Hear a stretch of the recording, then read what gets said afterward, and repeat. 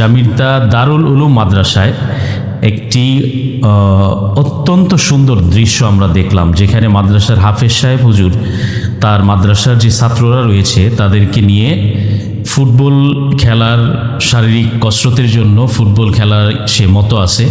তো আমরা এটা দেখে আসলে খুবই আশান্বিত হইলাম যে এই যে চারদিকে আসলে যেই বিভিন্ন ধরনের প্রোপাগান্ডা এবং কওমি মাদ্রাসার নিয়ে যে বিভিন্ন ধরনের প্রোপাগান্ডার সয়লাভ, আসলে আমাদেরকে বুঝতে হবে যে এই দুনিয়াতে যেমন ভালো আছে তেমন মন্দ আছে।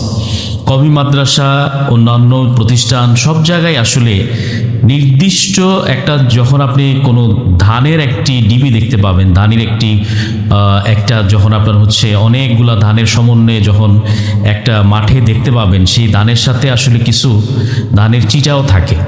তো ধানের সেই চিটার জন্য সমগ্র ধান কিন্তু আর কেউ নদীতে ফেলে দেয় না।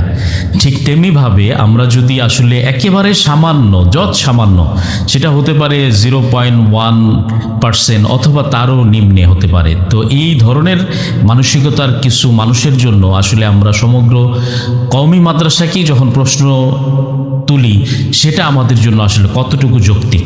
তো এই জন্য আমি বলবো যে আসলে ধান যেখানে থাকবে তার সাথে চিটাও থাকবে, ভালো থাকবে, কিছু সামান্য মন্দ মানুষ থাকবে। তো তাদের জন্য আমরা যাতে এই সমগ্র শিক্ষা ব্যবস্থাকে আমরা যাতে প্রশ্নের সম্মুখীন না করি। এই যে আলেমরা যারা আসলে এই কষ্ট করতেছে, তারা এই এলেমের অন্বেষণে ছাত্রদের সাথে এই যে সুন্দর খেলাধুলা করতেছে, এই জিনিসগুলোও আমাদের প্রচার হওয়া দরকার। এবং সর্বোপরি আমরা যাতে আল্লাহ তাআলাকে আমাদের সমস্ত কাজের শুরুতে একটা মন্তব্য করার আগে আমরা যাতে আল্লাহ তাআলাকে ভয় পাই, এই জিনিসটাই আমার কাম্য। আল্লাহ তাআলা আমাদেরকে দুনিয়া এবং আখিরাতে সফলতা দান করুক, আমিন। আসসালামু আলাইকুম ওয়া রাহমাতুল্লাহ।